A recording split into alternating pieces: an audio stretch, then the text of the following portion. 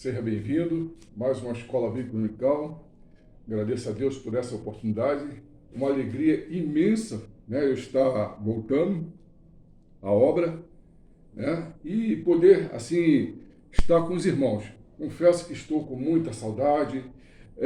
Não se compara, né, nós estarmos na igreja, na sala, estudando juntos a palavra de Deus, podermos olharmos frente a frente com os irmãos, podemos abraçarmos, podemos cumprimentarmos, podemos ouvirmos os irmãos, né? Isso tem feito muita falta.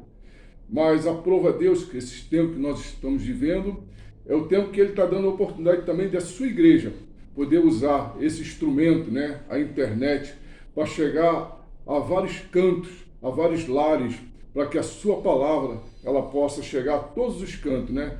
Então são mistérios que hoje nós não entendemos, mas aprova a Deus que esses tempos que nós estamos vivendo, tempos difíceis, de pandemia, de crises, de todas as esferas, né? Mas é um momento também de nós não, assim, esquecermos de Deus, esquecermos da sua palavra, de nós não, assim, negligenciarmos, né, a nossa fé, de nós buscarmos mais a Deus.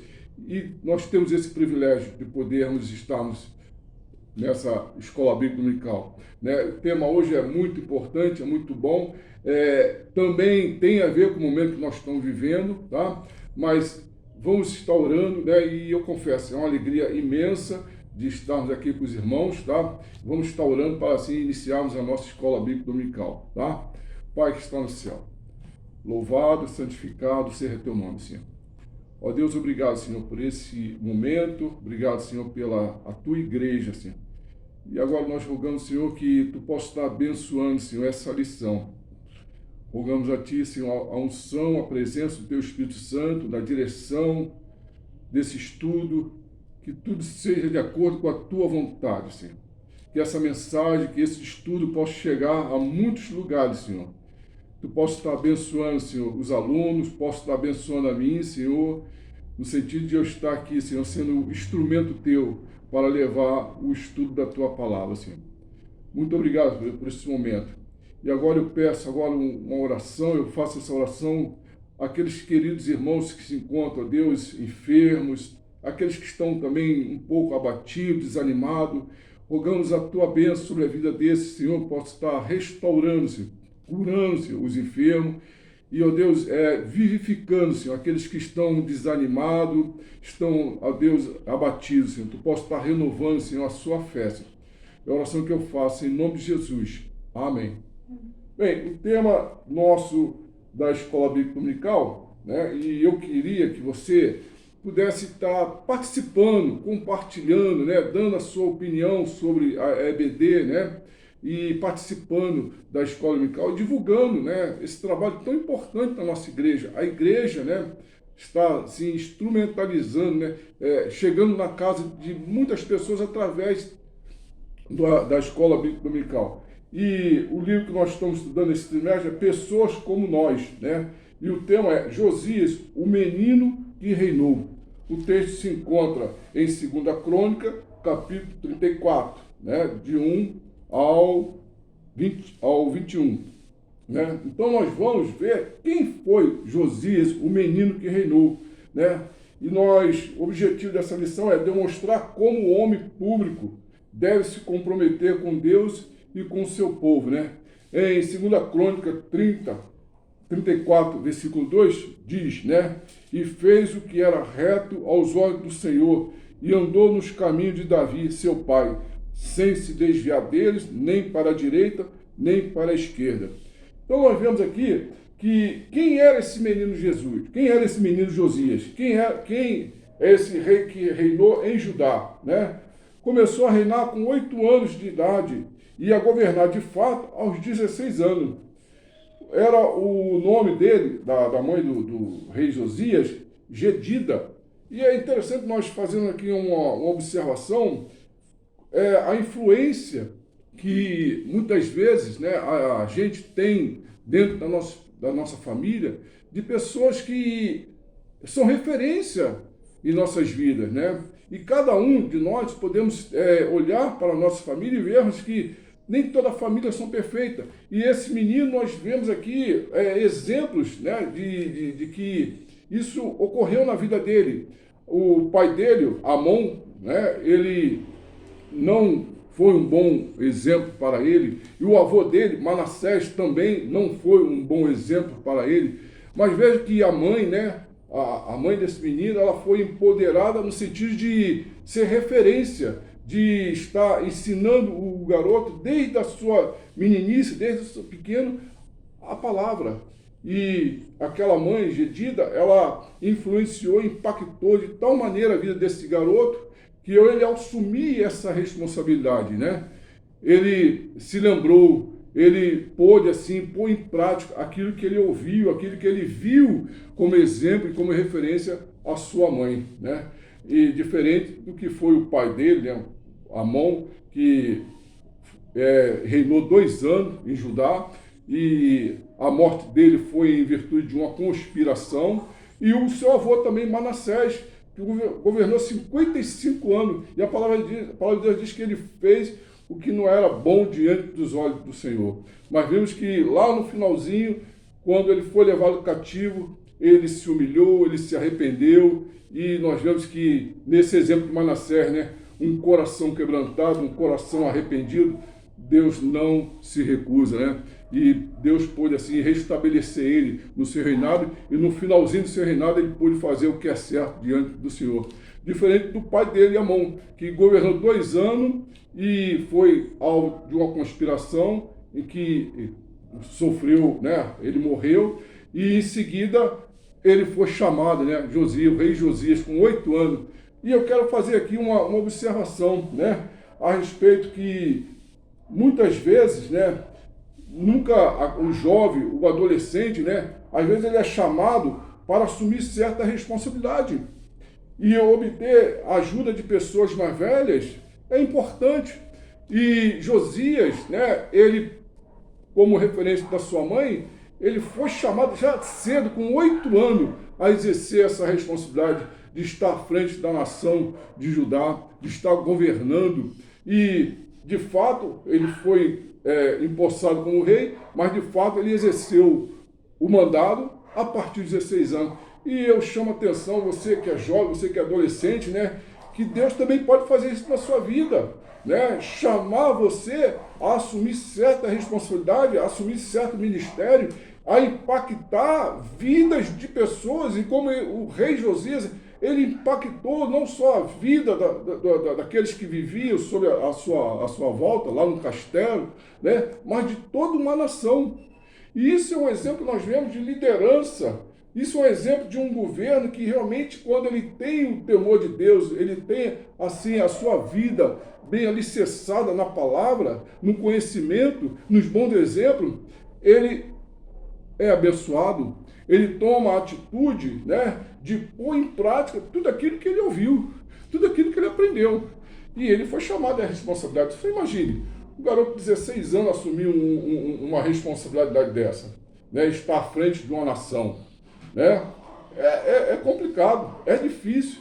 E às vezes você, jovem, você menina, você menino, também às vezes é impactado a assumir certa responsabilidade.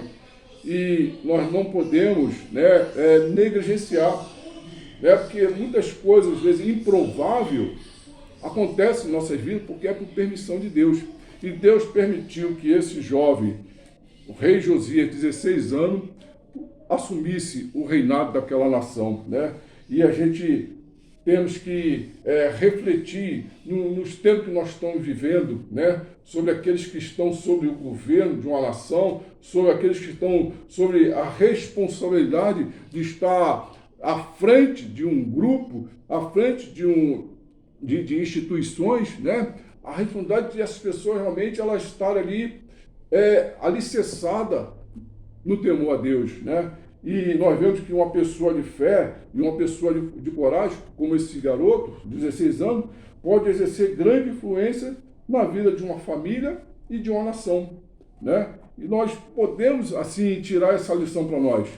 E nós vamos aqui passar para o primeiro tópico sobre o primeiro ato dele, né, ao assumir o governo, né, diz que depois, quando ele assumiu o governo com 16 anos, aos 18 anos, ele não ficou ali só de retórica se falando, ele partiu para a ação, ele partiu para praticar aquilo que ele aprendeu, né? E ele empreendeu uma jornada de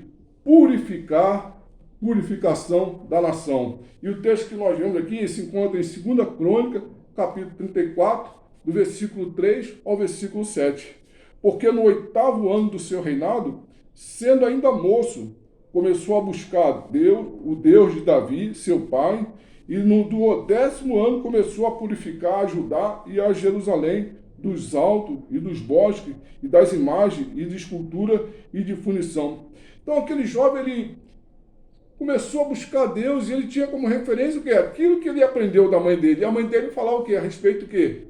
Davi, Moisés, era um exemplo para a vida dele, né? A respeito do que o pai foi, do avô foi, mas ele não ficou ali se lamentando, né? E ele partiu para essa obra de purificação do templo. É preciso a gente atentar que Judá, no período do reinado de Manassés, ele, nesse período que ele governou, ele deu grande ênfase à idolatria. E essa idolatria foi tremenda, e tão grande que chegou até dentro da casa do Senhor, dentro do templo, né? Dentro do templo. Então, nos lugares que eram consagrados, que era dedicado, né? Lá antes de Manassés assumir o governo, né? Era lugares consagrados a Deus, ele deu ênfase ao quê? À idolatria e ao culto aos Balaim, a deusa Aserá, e ele aceitou muitas coisas que desagradavam a Deus. E aqui nós vemos, aqui no versículo 4, que e derribaram perante ele os altares de Baalim, cortou as imagens do sol que estava acima dele, e os bosques, as imagens de escultura e de fundição que quebrou, e reduziu a pó, e a aspergiu sobre a sepultura dos que lhe tinham sacrificado. Isso aqui é a sepultura dos falsos profetas, dos falsos sacerdotes que serviam a esses deuses, né? A ponto, você vê que chegou um momento na nação de Judá que Manassés, né, o rei Manassés, ele praticava, né, o sacrifício, né, de crianças. Meninos e meninas eram sacrificadas, eram entregues ao sacrifício para serem queimadas lá no altar. Então, a que ponto chegou a nação de Judá? Que ponto chegou, né? E aqui está dizendo que o rei Josias empreendeu essa jornada de purificar a nação, de tirar essas coisas do meio do povo, do meio daquela gente, que a coisa tá tão assim terrível, que até ali próximo aos templos existiam quartos de prostituição, em que praticava todo tipo de coisas tope que desagradavam ao Senhor, né? E o versículo 5, e os ossos dos sacerdotes queimou sobre os seus altares e purificou a Judá e a Jerusalém. O mesmo fez na cidade de Manassés e de Efraim e de Simeão, e ainda até Naftali, em seus lugares assolados ao redor. E tendo derribado os altares e os bosques e as imagens de escultura, até reduzi-lo a pó, e tendo cortado todas as imagens do sol em toda a terra de Israel, então voltou para Jerusalém. Então vê que a jornada que esse menino, esse jovem empreendeu de purificar a nação, ele não ficou sentado lá no palácio, dando ordem, né? Aquela retórica de estar só falando, né? Ele assumiu a frente. Ele foi lá para pessoalmente presenciar, para que essas coisas pudessem ser dizimadas, tiradas do meio do povo, no meio da nação, né? E algo que a gente pode aprender aqui, né? E buscou ao Senhor, ele deu o exemplo, ele liderou a nação nesse sentido. Ele não ficou só falando, né? Ele praticou, ele deu o exemplo para todos aqueles que estavam à sua volta e para todo o povo, que se fazia necessário a gente tirar aquelas coisas que não agradam a Deus. E isso nós podemos também trazer para nós, para a nossa vida. Será que nós temos vivido de uma maneira que tenha agradado a Deus? Será que nós temos algum ídolo, algo que Deus não assume o primeiro em nossas vidas? Nas nossas atitudes, no nosso falar, no nosso tratar o nosso próximo? Então nós muitas vezes falamos, mas não praticamos. E o rei Josias, ele deu esse exemplo. Então um bom líder, ele não fica só na retórica, ele não fica só, olha, faço o que eu mando, mas não faço o que eu faço. Não, o rei Josias, ele percebeu que algo não estava correto naquela nação. Então ele empreendeu essa jornada de purificar a nação, de dizimar a nação. Então vê que a que ponto nós chegamos, né? Afastou os sacerdotes pagãos que ofereciam sacrifício, destruiu no vale de Inom o local de sacrifício, de queima de filhos e filhas ao deus Moloque, deus Astarote, deus Quermos dos Amonitas. Então, era um mar de idolatria naqueles momentos, quando aquele menino assumiu aquele reinado. Ele olhou assim, a coisa estava terrível, né? E destruiu os quartos do templo de prostituição, né? Aí, quero fazer isso, seu coração já está purificado da idolatria e do pecado que desagrada a Deus? É preciso nós fazermos essa reflexão. Vivemos um tempo tão difícil de, às vezes, querermos apontarmos, olharmos para a vida alheia. Mas em nossas vidas, será que nós estamos realmente vivendo de uma forma que está de acordo com a palavra de Deus? Será que nós temos obedecido à palavra de Deus? Será que nós temos sido homens e mulheres obedientes a Deus? Então nós temos que fazer essa reflexão. Será que o nosso coração está limpo da idolatria? Todo tipo de idolatria, não só a idolatria das imagens de escultura, mas existem outras idolatrias em que Deus não é o primeiro em nossas vidas. Né? Nós temos que pedir a Deus, né, que nos ajude. E nós temos o exemplo lá de Manassés. Manassés fez tanta coisa errada, mas houve um momento quando ele viu que aquilo que ele estava sofrendo, né, era em consequência do pecado. Ele se humilhou e buscou a Deus, né, e confessou o seu pecado. E o bom é que Deus responde à oração. E Deus respondeu a oração de Manassés. E a palavra de Deus diz que um coração quebrantado, um coração arrependido, Deus não rejeita. Deus não rejeitará. Então, nós possamos, né, nessa lição, nós possamos assim ter esse momento de reflexão. Ao segundo tópico da nossa lição, a restauração do templo. Olha só, ele fez a restauração da nação. Agora, ele partiu para a restauração do templo, local onde adora a Deus, local onde nós cultuamos a Deus, local que nós deveríamos lá para exaltar o nome de Deus. E aquele menino, ele olhou para o templo, e o templo que ele está olhando era o templo de Salomão. Um templo em ruína, um templo em que ele olhou e disse, não pode ser esse lugar em que Deus jurou ali habitar e ali, né, manifestar e receber o nosso culto, a nossa adoração, as nossas petições, né?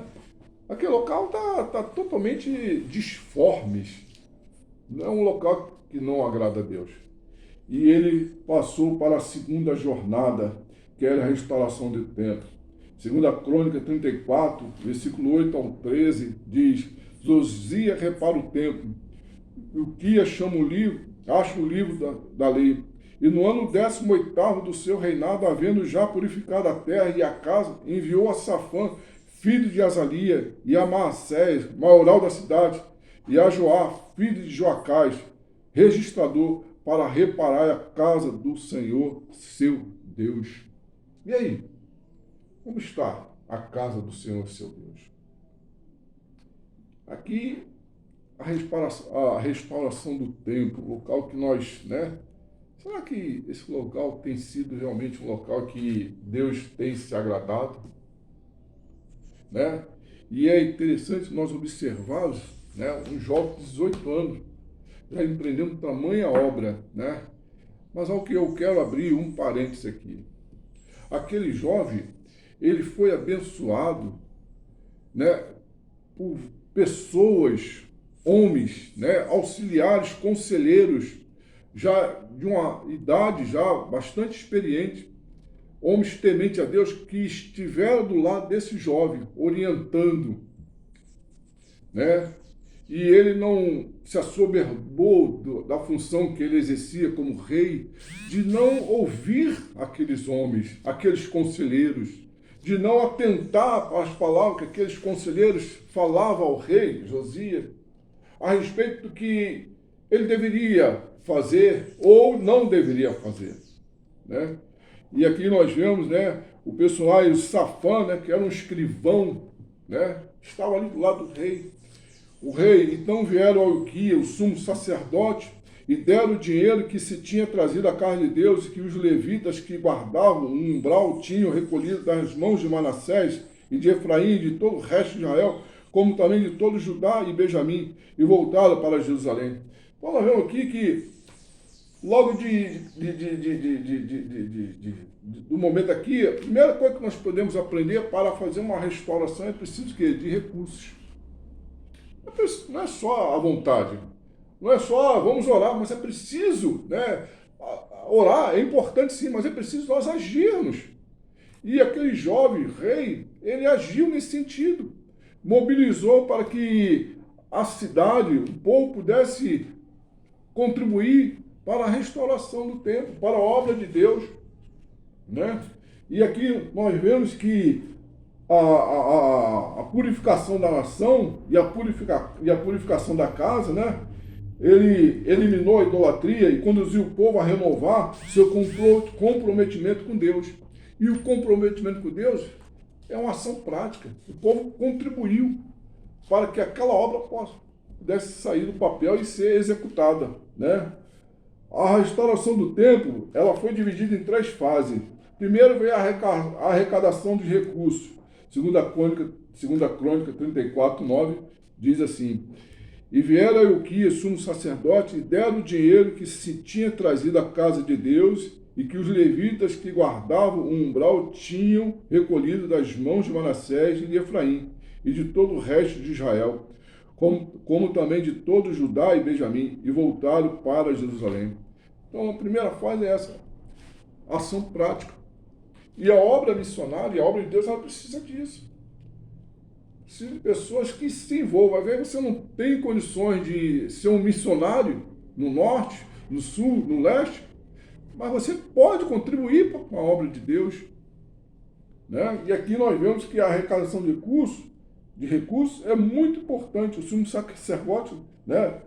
Aí o segundo passo que nós vemos, a segunda fase, para chegar à restauração do templo, é a compra de materiais para a restauração.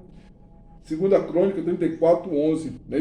E deram aos mestres da obra e aos edificadores para comprar pedras lavradas e madeira para as junturas e para a sobradura, as casas que os reis de Judá tinham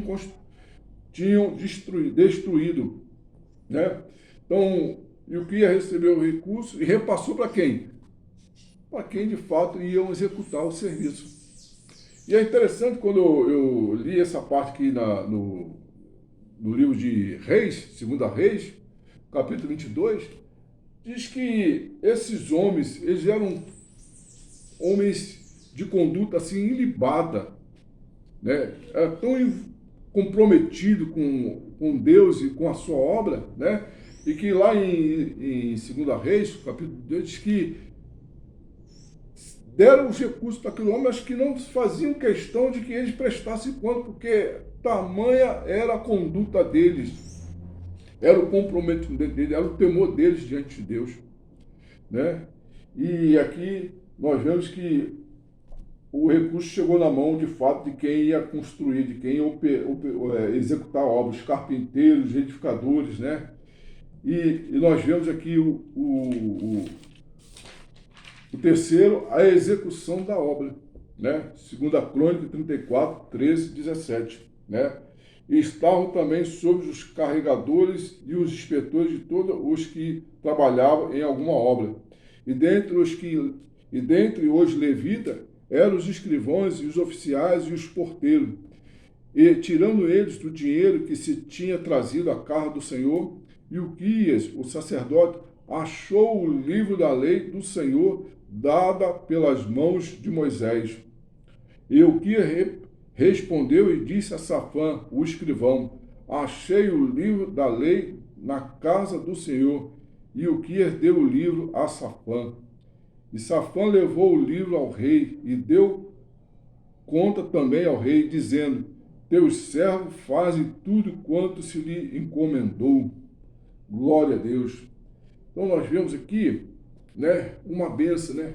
Aí você pergunta, mas espera aí, o sacerdote achou o livro, a Bíblia, na casa de Deus? Sim. O livro estava perdido dentro da casa de Deus. Aí você, mas por quê? Porque lá atrás, nós podemos voltar lá no reinado de Manassés, quando os Axírios, lá, Deus levantou os Axírios para, né, levar cativo para a Babilônia, esse povo, né? E quando os Axírios invadiram ali, Judá, eles destruíram tudo. Eles levaram parte da população, né, cativas, né? E eles destruíram o templo, eles destruíram as cidades. E é para nós tirarmos uma reflexão dos dias de hoje, e que nós estamos passando por várias crises, né? E muitas vezes nós deixamos as crises, né, interferir na nossa fé, na nossa comunhão com Deus, né? E diante daquelas ruínas, né, aqui diz no texto, no 2 Crônica 34, né, versículo 15, diz: Ilquias respondeu e disse a Safã, o escrivão: achei o livro da lei na casa do Senhor. E Ilquias deu o livro a Safã. E às vezes eu fico assim, refletindo. Você tem a oportunidade de ter uma Bíblia em casa. Há vários lugares do mundo que as pessoas não têm esse privilégio de ter uma Bíblia, de poder pegar a palavra de Deus, sentar e ler e meditar. No Salmo 1 diz: bem-aventurado o varão que não anda segundo os conselhos dos ímpios, nem se assenta na roda dos escarnecedores. E o momento que nós estamos vivendo é o momento de nós estarmos buscando, meditando mais na palavra. O tempo nós temos o bastante.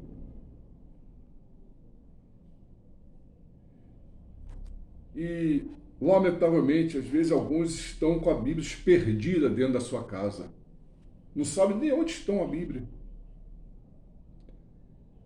Antes da pandemia, um dia desse, eu saindo, eu andando na rua, eu olhei assim para um canto assim de um poste e vi uma Bíblia jogada assim no canto, toda suja, toda assim suja. E eu fiquei muito triste. E que aquela Bíblia, em determinadas regiões, ela tem muito valor. E você tem a oportunidade. Deus está te dando o privilégio de você ter uma Bíblia, de ter a oportunidade de conhecer melhor Deus. Em João 8,32 diz: e conhecereis a verdade, e essa verdade vos libertará. Liberta. Que a palavra ela é viva e eficaz. E aqui nós vemos o sacerdote Ilquias encontrou o livro do Senhor, dado pelas mãos de Moisés, versículo 14. E tirando eles o dinheiro que se tinha trazido à casa do Senhor, Ilquias, o sacerdote, achou o livro da lei do Senhor, dado pelas mãos de Moisés. E eu quero aproveitar esse momento para que você possa estar fazendo uma reflexão. Será que eu tenho exercido essa oportunidade que Deus tem dado de poder estudar a palavra de Deus, de ler a palavra de Deus, de meditar na palavra de Deus, de eu poder permitir que essa palavra viva e eficaz, como a palavra de Deus diz, que é mais poderosa que uma espada de dois gumes, que pode penetrar a alma da pessoa, eu permitir que essa palavra venha me confrontar, no sentido de que eu estou de fato fazendo aquilo que agrada a Deus, se eu estou sendo aquela pessoa que posso estar impactando, fazendo diferença no contexto em que eu estou inserido, na minha família, no meu bairro, no meu vizinho, no supermercado, no trabalho, na condução, no trem. Hoje nós vivemos tempo que as coisas estão muito tristes, as pessoas estão se irritando com qualquer coisa.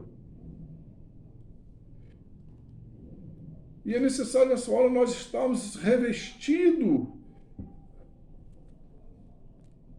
com o poder de Deus e com mansidão e dentro da palavra responder com mansidão.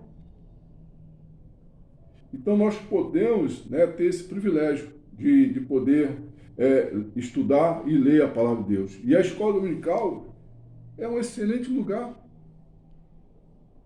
Não deixe de participar da escola dominical, né? Não deixe de estar ali, né, estudando a palavra de Deus na sua casa, de poder, na escola dominical, poder tirar dúvida, aprender mais, de ouvir mais a voz de Deus a respeito daquele texto que você está meditando, está estudando, né?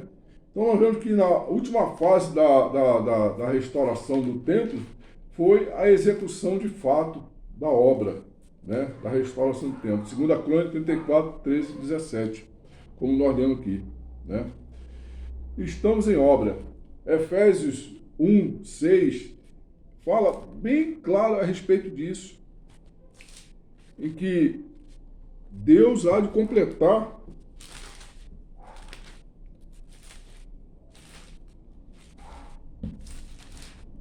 Efésios 1, 6.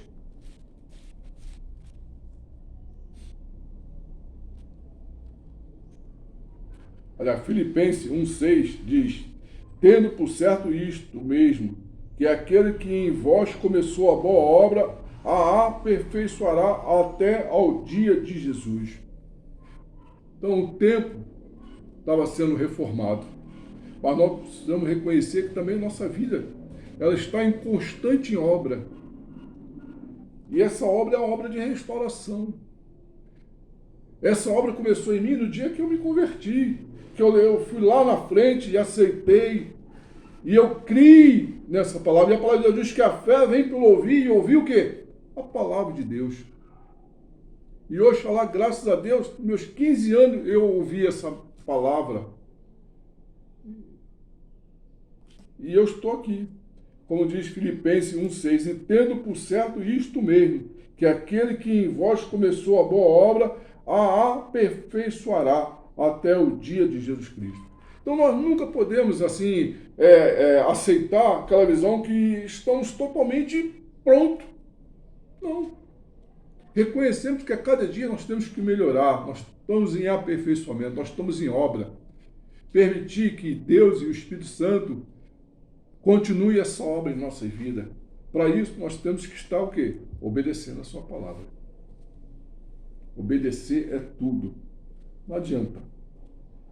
Não adianta falar. É praticar. É ali buscar dia a dia, diariamente, a obediência a Deus e a sua palavra, né? A restauração do culto a Deus. Então nós precisamos reconhecer isso. Hoje, fiquei feliz quando no domingo o pastor falou que em breve nós estaremos retornando à casa do Senhor, para juntos podermos estudarmos a sua lição através da escola bíblica dominical. Isso é bom, isso é agradável, né? Então nós temos que restaurar, nós temos que voltar né? Reconhecermos que nós estamos em obra, né? Então, a restauração do culto a Deus, a restauração da família, a obediência à sua palavra, é um dos princípios básicos nesse processo de restauração, né? Aí nós vamos agora para o terceiro tópico, a ratificação da aliança com o Senhor. Então nós vemos que um bom líder, um governante temente a Deus, né? Nós aprendemos aqui no primeiro tópico, né? Ele busca a purificação da nação. Segundo tópico, a restauração do templo. E o terceiro tópico, a ratificação da aliança com Deus. Ratificação significa que nós vamos estar ali. Cometemos alguns erros, cometemos alguns delírios, sim, cometemos, mas reconhecendo que precisamos voltar para Deus. Fazer o caminho de volta. Eu gosto muito de ler aquele texto sobre a parábola do filho pródigo, que ali fala exatamente isso.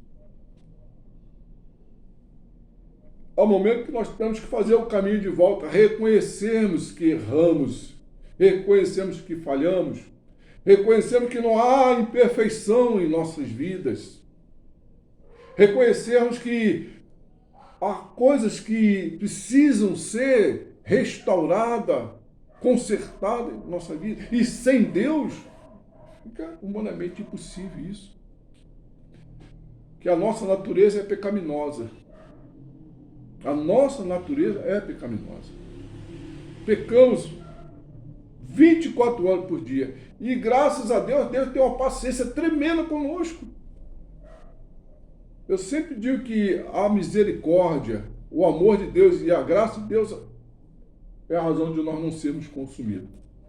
Então nós vemos a ratificação da aliança, está aqui em 2 Crônicas 34, 33, né?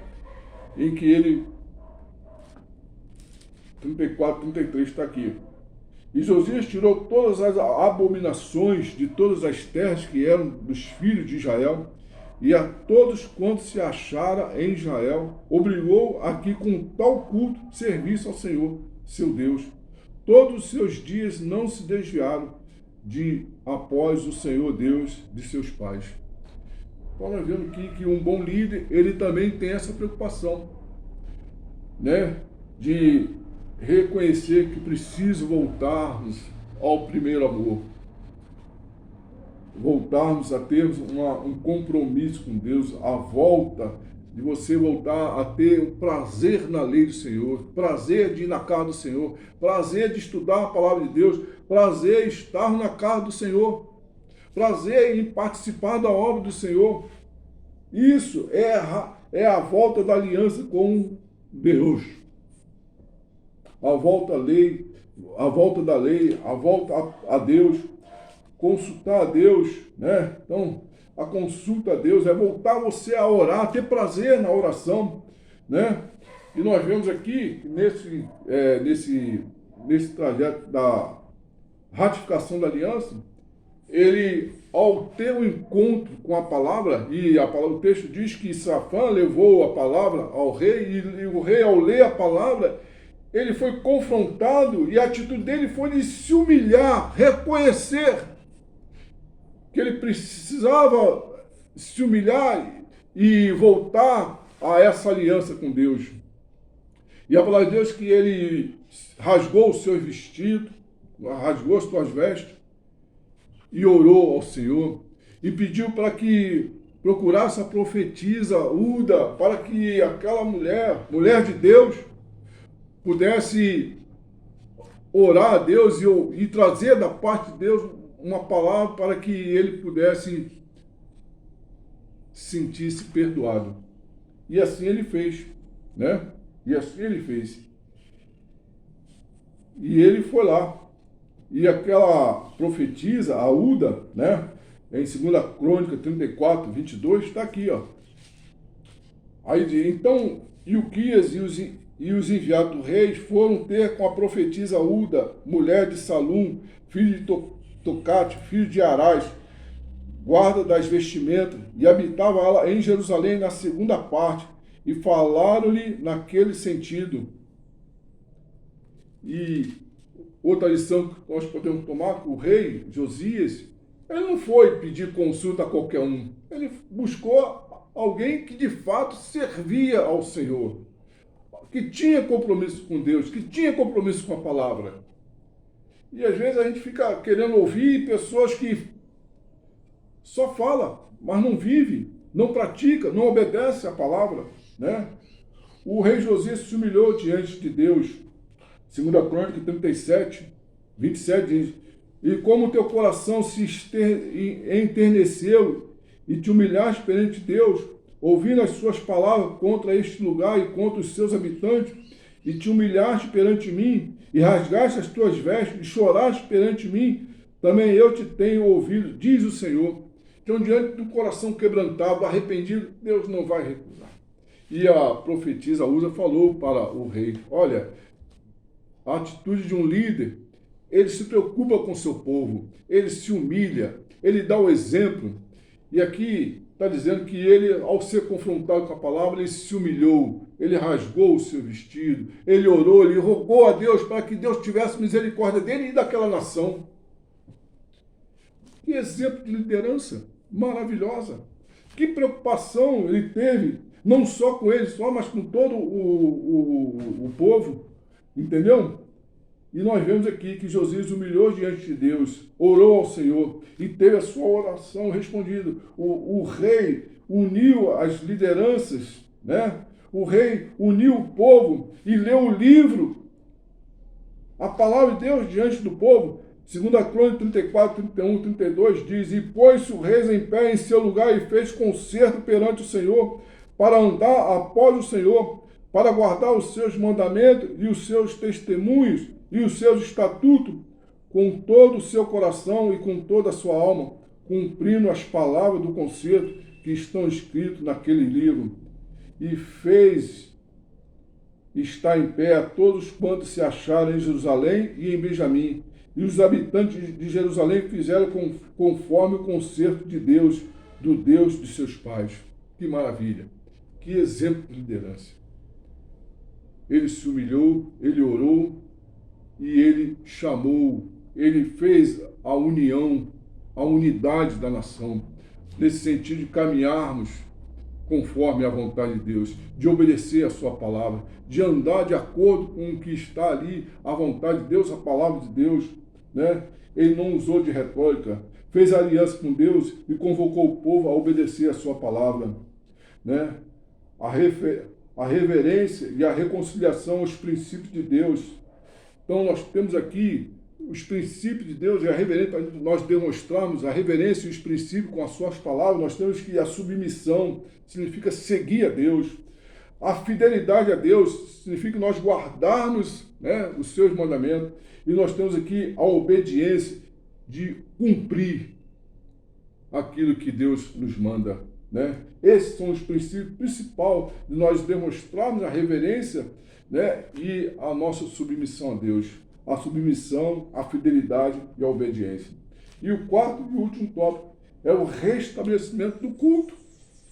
E aqui nós estamos em 2 Crônicas 35, de 1 a 19, fala, né, a respeito da celebração da Páscoa em Jerusalém. Vemos que a Páscoa, né, ela tem um sentido histórico, que é a saída do povo hebreu do Egito, e nós temos o sentido teológico, se encontra em João 1, 19.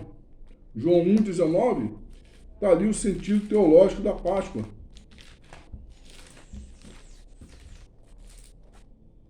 João 1, 19 está aqui, ó.